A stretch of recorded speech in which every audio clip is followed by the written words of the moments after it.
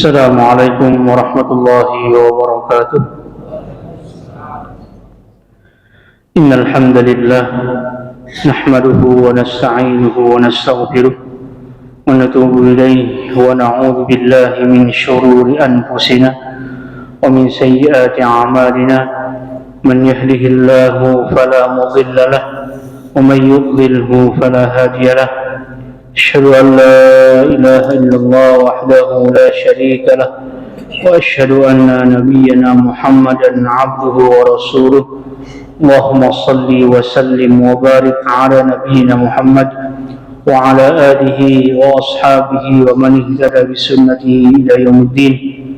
أما بعد، سبحانك لا علم لنا إلا ما علمتنا إنك أنت العليم الحكيم وتب علينا إنك أنت التواب الرحيم.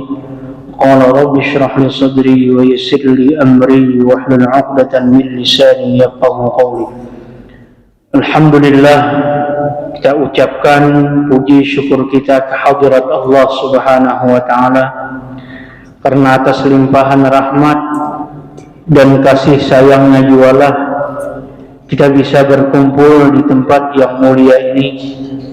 Kita memohon kepada Allah Subhanahu wa Ta'ala atas segala nikmat yang Allah Ta'ala berikan kepada kita, yaitu nikmat iman, nikmat Islam, nikmat kesehatan, nikmat keafiatan, nikmat berkumpul dengan orang-orang saleh.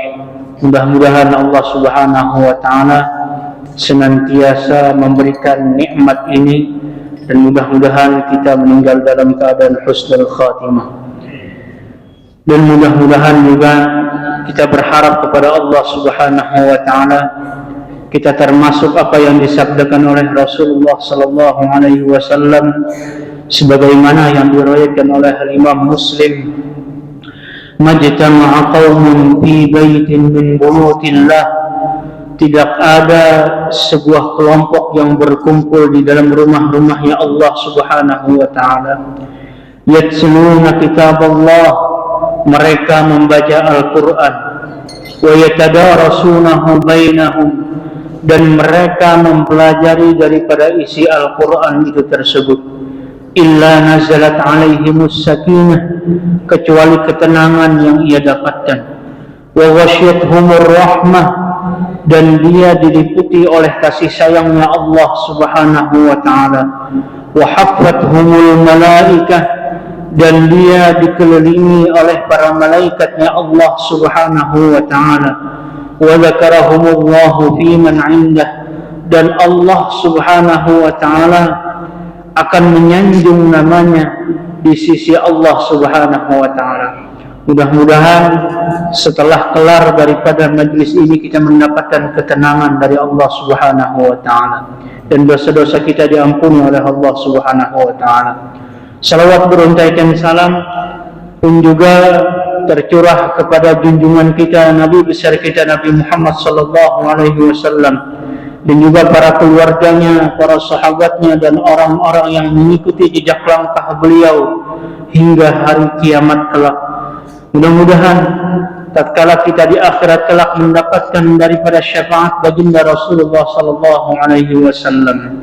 Kata Rasulullah sallallahu alaihi wasallam dalam sebuah hadis riwayat At-Tabrani mengatakan, man shalla alayya hina yusbihu 'ashran wa hina yumsi 'ashran adrakathu syafa'ati yaumal qiyamah. Siapa orang, baik laki-laki baik perempuan, baik tua baik muda, tatkala dia bersalawat kepada Rasulullah sallallahu alaihi wasallam, di pagi hari dia bersalawat 10 kali, di sore hari dia bersalawat 10 kali, maka janji Rasulullah sallallahu alaihi wasallam kelak dia akan mendapatkan daripada syafaatku di hari kiamat. Mudah-mudahan kita termasuk daripada apa yang disabdakan oleh Rasulullah sallallahu alaihi wasallam, dan mudah-mudahan kita selalu mengamalkan apa yang diajarkan oleh Rasulullah sallallahu alaihi wasallam. Dan juga kita meminta kepada Allah Subhanahu wa Ta'ala apa yang sudah kita kerjakan dari berbagai rangkaian amal ibadah yang sudah kita kerjakan tatkala kita datang ke sini, ada yang puasa, yaitu puasa Senin maupun juga kelak ada puasa namanya puasa Kamis, dan kemudian kita salat tahiyatul masjid, kemudian kita salat maghrib berjamaah, dan kemudian kita sambung daripada kajian ilmiah, dan juga insyaallah kita akan mengerjakan salat isya berjamaah, itu diterima oleh Allah Subhanahu wa taala. Besar harapan kita meminta kepada Allah Subhanahu wa taala, Rabbana taqabbal minna salatana wa qiyamana wa ruku'ana wa sujudana wa ta'abbudana wa tammim taqsirana. Ya Allah, terimalah amal ibadah kami. Ya Allah, terimalah sujud kami, rukuk kami ya Allah, dan segala apa yang telah kami kerjakan daripada rangkaian amal ibadah kami. Kalaupun ada di sana kekurangan, tambalkanlah ya Allah, sempurnakanlah ya Allah. Kita meminta kepada Allah Subhanahu wa taala, karena Allah lah sebaik-baik tempat untuk kita meminta. Bapak-bapak, ibu-ibu, jamaah salat maghrib yang dimuliakan oleh Allah Subhanahu wa taala, dan insyaallah pada kajian malam hari ini ulun memilih temanya adalah tafsir daripada surah Al-Masad atau surah Al-Lahab atau surah Tabbat Yada Abi Lahab. Kalau di mushaf Madinah itu ditulis Al-Masad. Jadi ada orang yang bertanya-tanya, di mana surah Al-Masad? Ini banyak yang bertanya-tanya. Padahal nama lain daripada surah Al-Masad adalah surah Al-Lahab. Nama lain daripada surah Al-Lahab adalah surah Tabbat Yada Abi Lahab. Nah, ini adalah warid daripada Nabi Muhammad sallallahu alaihi wasallam. Ini menunjukkan, kata sebagian para ulama, kasratul asma tadullu ala syarafil musamma. Banyaknya nama ini menunjukkan betapa sempurnanya, betapa mulianya apa yang dinamakan itu, yaitu ini adalah surat yang ke-111 daripada 114 surah yang ada di dalam Al-Quran. Mungkin sedari kecil kita sudah menghafal surah ini, anak-anak kita pun juga hafal, tapi mungkin dari kita masih banyak yang tidak mengetahui tafsir maupun kandungan daripada surah ini.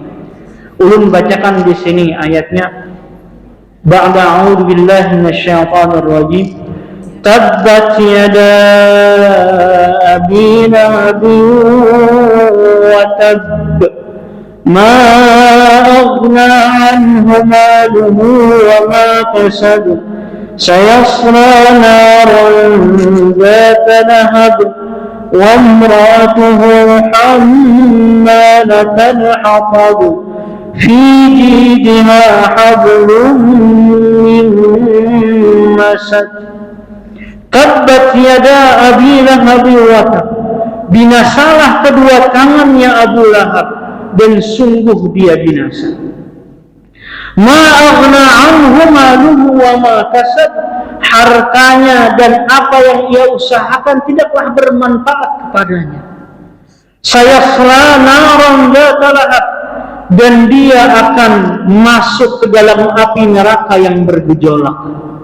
Wa imra'atuhu hammalatal hatab.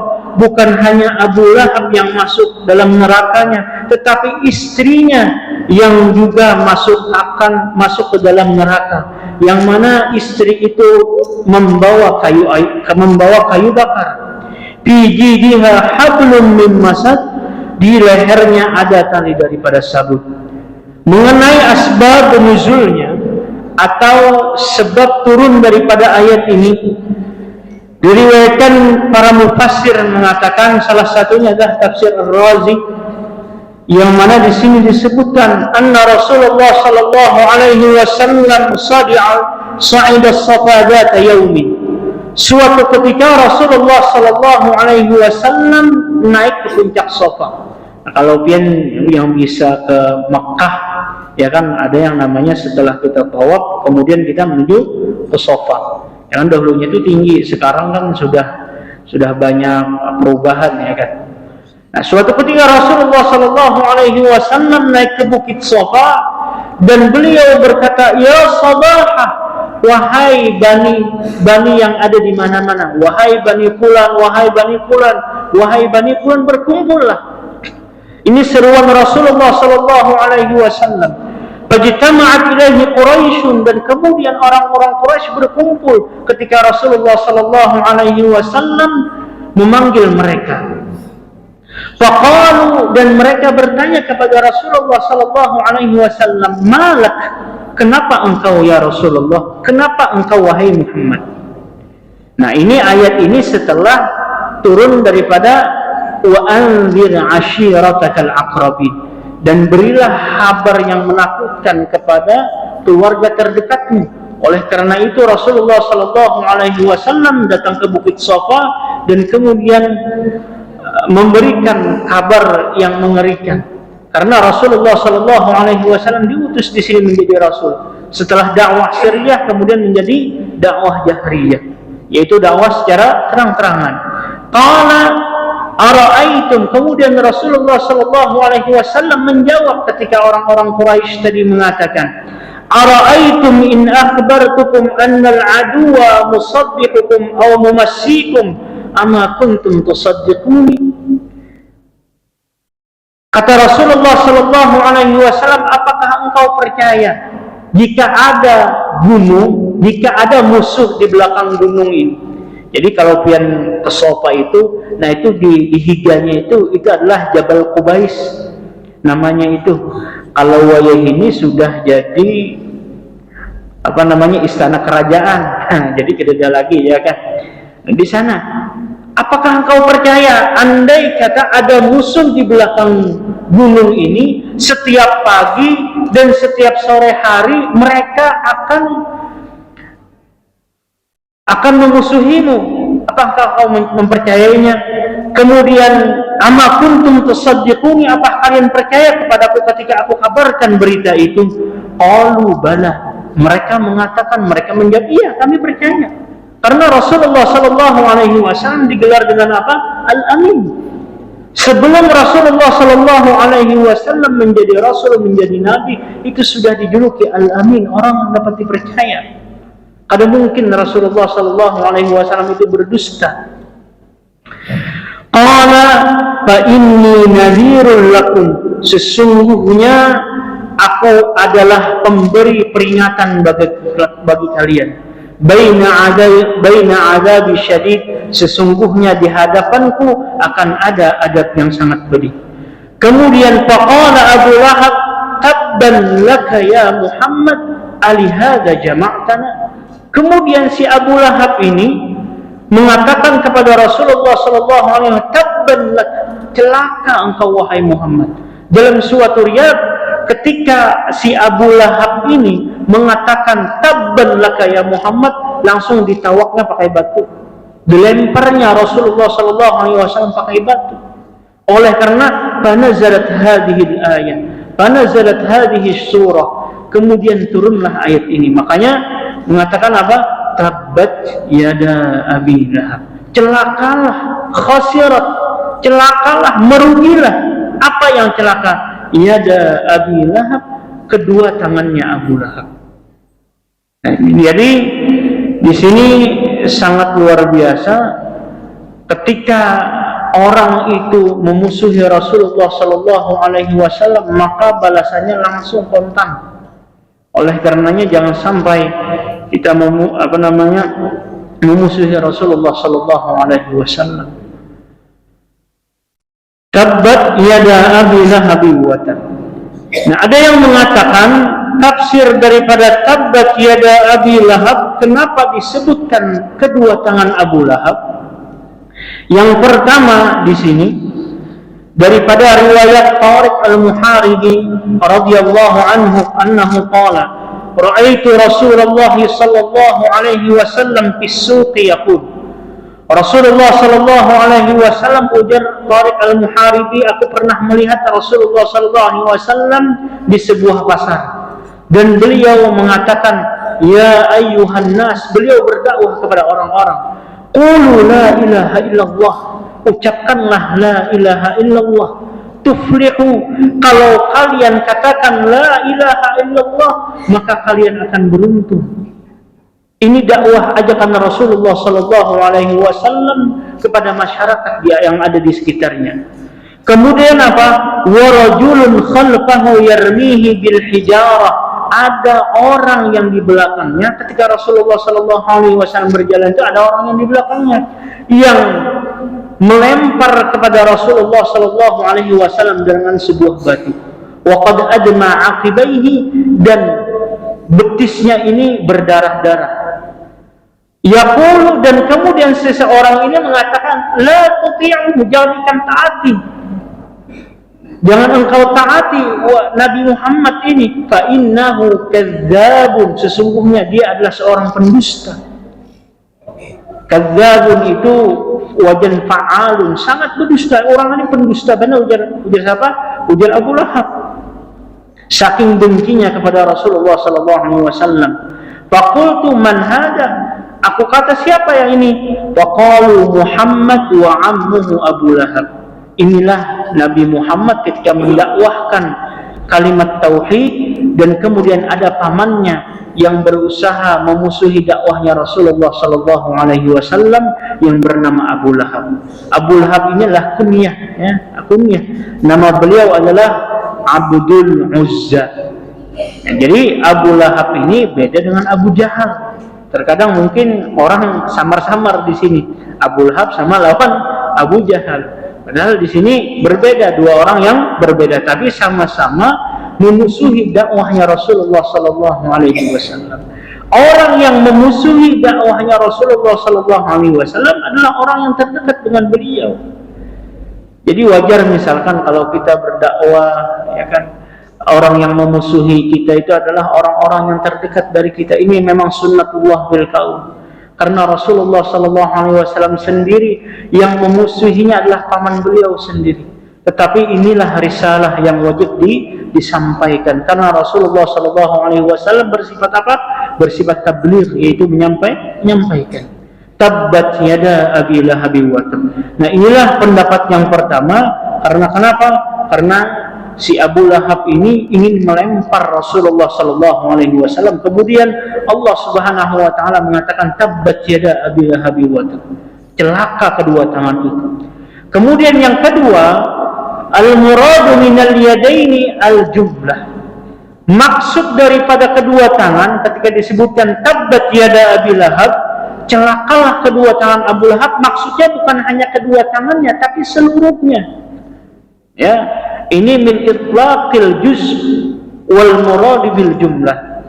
Yang disebutkan sebahagian kalau kita belajar balaghah lagi di sini, tapi yang dimaksud adalah keseluruhan. Bukan hanya kedua tangannya tetapi keseluruhannya. Ya, baik keseluruhan daripada badannya Abu Lahab. Kemudian pendapat yang ketiga, tabbat yada Abi Lahab, maksudnya adalah tabbat yadahu ay dinuhu wa dunyahu. Celaka, dunianya celaka, agamanya pun juga celaka. Jadi yang dimaksud daripada yada Abi Lahab adalah dunianya celaka pun juga agama yang ia peluk pun juga celaka. Mudah-mudahan kita mati dalam keadaan husnul khatimah. Inilah al-Islam, inna dina indallahi Islam. Sesungguhnya agama yang benar di sisi Allah Subhanahu wa taala agama Islam. Wa may yabtaghi ghairal islami dinan falan yuqbala minhu. Siapa orang yang mencari selain daripada agama Islam, maka Allah Subhanahu wa taala tidak bakalan akan menerimanya. Tabbat yada Abi Lahab wa tab. Kemudian tabbat yada Abi Lahab wa tab. Celakalah kedua tangan Abu Lahab dan celakalah. Yang pertama itu maksudnya adalah doa. Doa kepada Abu Lahab mudah-mudahannya celaka. Dan ujungnya apa? Memang Abu Lahab itu memang celaka. Konon dikatakan di sebagian tafsir, ya, semenjak ayat ini turun 10 tahun baru si Abu Lahab ini meninggal. Dan selama 10 tahun itu si Abu Lahab ini tidak pernah beriman kepada Rasulullah SAW. Tidak pernah beriman kepada apa yang dibawa oleh Rasulullah SAW. Ini menunjukkan benar apa apa yang dikatakan oleh Allah Subhanahu wa taala. Inilah mukjizat Al-Qur'an. Tabbat yada abi lahabin wa tab. Kemudian ada juga yang mengatakan tabbat yada abi lahabin wa tab. Yang pertama itu adalah halaku amalihi. Yang kedua adalah halaku nafsihi. Tabbat yang pertama itulah amalnya binasa, amalnya sia-sia karena dia memusuhi Rasulullah sallallahu alaihi wasallam, dan kemudian ketika dia memusuhi Rasulullah sallallahu alaihi wasallam, maka apa? Halaku nafsihi, dirinya pun akan binasa. Karena kenapa? Karena dia memusuhi Rasulullah sallallahu alaihi wasallam. Tabbat yada abi lahabin wa tab. Kemudian Allah Subhanahu wa taala melanjutkan tabbat yada abi lahabin wa tab ma aghna anhu maluhu wa ma kasab. Di sini para ulama mengartikan daripada kalimat ma di situ ada dua. Ma aghna anhu maluhu wa ma kasab. Yang pertama adalah maksudnya nafi. Yang kedua adalah ma di sana adalah istifham ingkari. Kalau kita artikan ma nafi adalah ma aghna anhu maluhu wa ma kasab. Hartanya dan apa yang ia usahakan itu tidak akan bermanfaat. Tidak akan bermanfaat. Ma aghna anhu maluhu wa ma kasab. Kemudian kalau kita artikan pakai istifham ingkari, maksud tabbat yada abi lahabi wa tab artinya adalah apakah. Tapi di sini pertanyaan tetapi mengingkari daripada pertanyaan itu. Apakah benar-benar hartanya dan apa yang ia usahakan itu bermanfaat kepadanya? Jawabannya sekali-kali tidak. Ma aghna anhu maluhu wa ma kasab. Ma aghna anhu maluhu wa ma kasab. Oleh karenanya di sini para mufassir mengatakan daripada ma aghna anhu maluhu wa ma kasab, tidaklah bermanfaat hartanya dan apa yang ia usahakan. Maksud daripada mufassir di sini ai annal mal huwal masyiyatu wa ma kasaba min nasliha wa nitajiha fa innahu kana sahibun na'am wan nitaj. Yang pertama adalah hartanya, yang kedua adalah modalnya dan juga daripada keuntungannya. Dan ada yang mengatakan juga bahwasanya Abu Lahab ini peternak, jadi peternakannya itu tidak bermanfaat juga kepadanya. Karena kenapa? Karena dia memusuhi Rasulullah sallallahu alaihi wasallam. Ma aghna anhu maluhu wa ma kasab. Oleh karenanya di sini pun juga anaknya Abu Lahab ini ada yang bernama adalah Utbah. Jadi hartanya tidak bermanfaat dan apa yang ia usahakannya itu anaknya sendiri pun juga tidak bisa melawankan daripada Abu Lahab ini, daripada siksa api neraka. Jadi anaknya ini memusuhi Rasulullah sallallahu alaihi wasallam juga. Jadi sepaket Abu Lahabnya, anaknya, kemudian istrinya memusuhi Rasulullah sallallahu alaihi wasallam. Anaknya itu bernama Utbah. Diriwayatkan Utbah ini pernah keluar ke negeri Syam. Ya, negeri Syam itu sekarang itu Damaskus, Palestina, Yordania dan Lebanon. Ya, ada 4 negara ya. Dahulunya itu itulah yang disebut dengan Syam ya. Makanya li'ila fi Quraisy ila fihim rihlatas syita was-sayf, ya kan? Mereka berdagang ke negeri Syam. Kemudian ketika falamma hammu ayyarji'u, ketika mereka ingin pulang daripada negeri Syam ke kota Madinah, qala lahum Utbah, anaknya ini minta pesanan atau titip pesan kepada orang-orang yang ingin pulang ke kota Madinah. Ballighu Muhammadan anni qad kafartu bin najmi idza hawa. Sampaikanlah kepada Muhammad bahwasanya saya Utbah, saya ini adalah ya, sepupu Rasulullah Sallallahu Alaihi Wasallam itu tidak meyakini kenabian Nabi Muhammad Sallallahu Alaihi Wasallam. Kemudian daripada geramnya Rasulullah Sallallahu Alaihi Wasallam, Rasulullah Sallallahu Alaihi Wasallam mengatakan kepada orang itu, Rasulullah Sallallahu Alaihi Wasallam mengatakan kepada Uqbah itu, Allahumma sallit alaihi kalban min kilabika fawaqa'ar ra'mu. Ya Allah, keluarkanlah daripada hewan-hewan buasmu ya Allah untuk menerkam Utbah ini. Kemudian Utbah ini merasa ketakutan ketika di negeri Syam, dan akhirnya Utbah ini meninggal dimakan hewan buas. Kenapa? Karena memusuhi dakwahnya Rasulullah Sallallahu Alaihi Wasallam, dibayar kontan oleh Allah Subhanahu Wa Taala. Abu Jahalnya masuk neraka. Kemudian apa? Utbah anak daripada Abu Lahab itu, maksudnya Abu Lahab itu juga dicabik-cabik oleh hewan buas.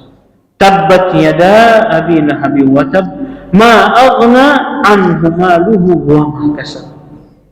Dan juga diceritakan di dalam tafsir itu bahwasanya Abu Lahab ini karena memusuhi Rasulullah Sallallahu Alaihi Wasallam di akhir hayatnya, Allah Subhanahu Wa Taala kirimkan kepadanya itu penyakit yang sangat luar biasa, ta'un.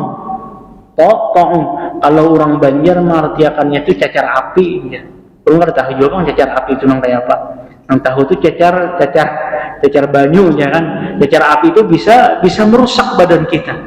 Nah, si Abu Lahab ini ya, dia itu di akhir hayatnya karena memusuhi Rasulullah Sallallahu Alaihi Wasallam ditimpakan oleh Allah Subhanahu Wa Taala penyakit yang menggerogoti badannya. Sampai-sampai apa? Hatta antanna, sampai-sampai badannya itu membusuk, sampai-sampai belum masuk neraka lagi.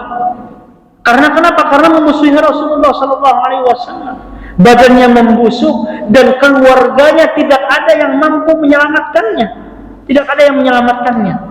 Sampai-sampai karena dia adalah orang yang terpandang di kaum Quraisy, kaumnya pun juga tidak bisa menyelamatkan dirinya, dan dia dikuburkan begitu saja. Tidak ada orang yang berani apa mendekatinya. Ini sangat luar biasa azab Allah Subhanahu Wa Taala terhadap mereka yang memusuhi dakwahnya Nabi Muhammad Sallallahu Alaihi Wasallam. Kemudian apa? Tabbat yada abi lahab wa tab ma aghna anhu maluhu wa ma kasab sayasla naran dzata lahab. Kelak dia akan masuk ke dalam nerakanya Allah Subhanahu Wa Taala yang bergejolak, api yang bergejolak. Ini menandakan kepada kita bahwasanya api itu adalah bergejolak. Hanya ada orang-orang itu tidak percaya kehidupan setelah kematian, tidak percaya dengan surga, dengan neraka. Dan kita mempercayainya Ahlus Sunnah wal Jamaah, seorang mukmin sejati. Kita percaya bahwasanya ada surga, ada neraka. Ini menunjukkan neraka itu apa? Zatal lahab, api yang berkobar-kobar. Dan neraka ini apa? Dia itu tidak bakalan penuh. Allah Subhanahu Wa Taala berfirman di dalam ayat yang lain, wa naqulu li jahannam halim tanati fataqulu hal mim mazid. Kami katakan kepada neraka jahanam, halim tanati, apakah kamu sudah penuh? Fataqulu hal mim mazid. Kemudian neraka ini mengatakan, adakah ada tambahannya lagi?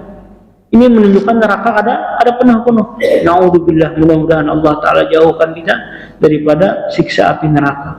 Makanya kita berdoa kepada Allah Subhanahu Wa Ta'ala di setiap sholat kita, Allahumma ajirni minan nar, Allahumma ajirni minan nar, Allahumma ajirni minan nar. Ya Allah, jauhkanlah kami daripada siksa api neraka. Neraka yang bergejolak, yang sangat luar biasa. Ini kata para mufassir, ini Allah Subhanahu Wa Taala mengkhabarkan 3 kabar yang gaib. Yang pertama adalah apa? Yang pertama mengatakan bahwasanya Abu Lahab itu memang celaka. Ketika hidup sudah divonis celaka. Andai kata dia beriman kepada Allah Subhanahu wa taala, maka kada benar Al-Qur'an ini. Tapi inilah mukjizat Al-Qur'an. Ya, kabar yang gaib. Yang kedua, memang mengatakan anaknya, hartanya itu tidak akan memberikan manfaat kepadanya. Ini buktinya adalah anaknya itu dimakan buas yang bernama Utbah tadi. Kemudian Abu Lahab sebelum dia meninggal, dia ditimpa oleh Allah Subhanahu wa taala sebuah penyakit yang sangat luar biasa, yang sampai-sampai orang-orang itu menjauhinya, ditakutkan terjangkit daripada penyakitnya itu. Nah, ini menunjukkan apa? Ma aghna anhu maluhu wa ma kasab. Sayasla narun dzata lahab. Ini menunjukkan apa? Kelak dia di akhirat itu masuk ke dalam nerakanya Allah Subhanahu wa taala. Na'udzubillah. Nah, di sini juga yang dapat kita simpulkan juga bahwasanya seorang mukmin tatkala dia membaca Al-Qur'an, melewati ayat-ayat yang misalkan bercerita tentang neraka, bercerita tentang azab Allah Subhanahu wa taala, seharusnya dia mentadabburinya, seharusnya dia meminta kepada Allah Subhanahu wa taala untuk dijauhkan daripada siksa api neraka. Sebaliknya, ketika seorang mukmin mendengar ayat-ayat tentang rahmat Allah Subhanahu wa taala, tentang surganya Allah Subhanahu wa taala, tentang ampunan Allah Subhanahu wa taala, sejatinya kita orang yang beriman meminta ampunan kepada Allah Subhanahu wa taala. Itulah tata cara tatkala kita mentadabburi Al-Qur'an. Kemudian apa? Sayasla naran dzata lahab wa imra'atuhu hammalatal hatab. Bukan hanya Abu Lahab yang masuk ke dalam nerakanya Allah Subhanahu wa mar'atuhu, dan istrinya. Siapa istrinya itu? Hammalatal hatab, dialah pembawa kayu bakar. Karena memang di sini maksud daripada pembawa kayu bakar setidaknya ada 3 pendapat para mufassir. Yang pertama adalah hammalatal hatab, ini diumpamakan seperti pembawa kayu bakar adalah orang yang sering mengadu domba, an-namimah, orang yang mengadu domba. Jadi si istrinya Abu Lahab yang bernama Ummu Jamil, Arwah binti Harb ini senang mengadu domba karena dia pemuka Quraisy, sering mengadu domba bahwasanya apa? Rasulullah sallallahu alaihi wasallam ini tidak benar apa yang dibawakan oleh Rasulullah sallallahu alaihi wasallam. Nah, ini adalah namimah maksudnya. Makanya kata Rasulullah sallallahu alaihi wasallam dalam sebuah hadis apa? La yadkhulul jannata nammamun. Orang yang senang mengadu domba itu tak bakalan masuk ke dalam surganya Allah Subhanahu wa taala. Ya. Itu yang pertama adalah maksudnya namimah. Maksud daripada hammalatul hatab adalah memang istrinya ini senang membawa kayu bakar. Ya, tahmilu khashaban wa syaukan tahta dhahriha. Ya, dia ini gawiannya atau pekerjaannya Ummu Jamil ini membawa kayu bakar, membawa yang berduri-duri itu, dan kemudian di waktu malam dia lemparkan ke tempat yang mana Rasulullah sallallahu alaihi wasallam berjalan di waktu itu. Kita mengetahui bahwasanya apa? Dahulu tidak ada yang namanya listrik. Tidak ada yang namanya listrik. Nah, di waktu malam kemudian apa? Kayu-kayu yang berduri itu dia lemparkan ke tempatnya Rasulullah sallallahu alaihi wasallam. Naudzubillah. Ini kenapa? Saking bencinya kepada Rasulullah sallallahu alaihi wasallam. Kemudian karena masuk isya sudah belum bisa. Di jidha hablum min masad. Di lehernya ada tali sabut. Ada tali sabut. Nah, ini menunjukkan bahwasanya memang inilah gambaran si Ummu Jamil ini tatkala dia di akhirat. Karena dia sering membawa kayu bakar yang dia ikatkan di mana? Di gulunya ini, dan kemudian di akhirat pun juga begitu. Fijidiha hablum min masad. Di lehernya terpintallah tali daripada sabut yang sangat luar biasa. Nah, inilah siksaan bagi mereka yang tolong menolong ke dalam kemaksiatan, tolong menolong kepada untuk bermaksiat kepada Allah Subhanahu wa taala. Hablum min masad, konon panjangnya itu sekitar kalau ditotalkan itu sekitar 30 meter. Di dalam tafsir itu. Apa namanya? Tali sabutnya itu adalah balasan bagi mereka yang menyakiti Rasulullah sallallahu alaihi wasallam. Dari sini juga kita akan mendapati pelajaran bahwasanya nasab tidaklah bermanfaat. Kita mengetahui bersama nasabnya Abu Lahab dan istrinya dan anaknya itu adalah nasab mulia daripada Bani Hashim, keluarga baginda Rasulullah sallallahu alaihi wasallam. Kalau dia tidak beriman, maka nasab yang mulia itu tidak akan bermanfaat. Oleh karenanya benar apa yang dikatakan oleh Allah Subhanahu wa taala, inna akramakum indallahi atqakum. Yang paling mulia adalah orang yang paling bertakwa di sisi Allah Subhanahu wa taala. Yang kedua yang bisa kita simpulkan juga, janganlah kita tolong-menolong ke dalam keburukan, dalam kemaksiatan, hendaklah kita tolong-menolong dalam kebaikan. Dan juga tanda seorang orang itu beriman apa? Al-imatatu 'anil adab.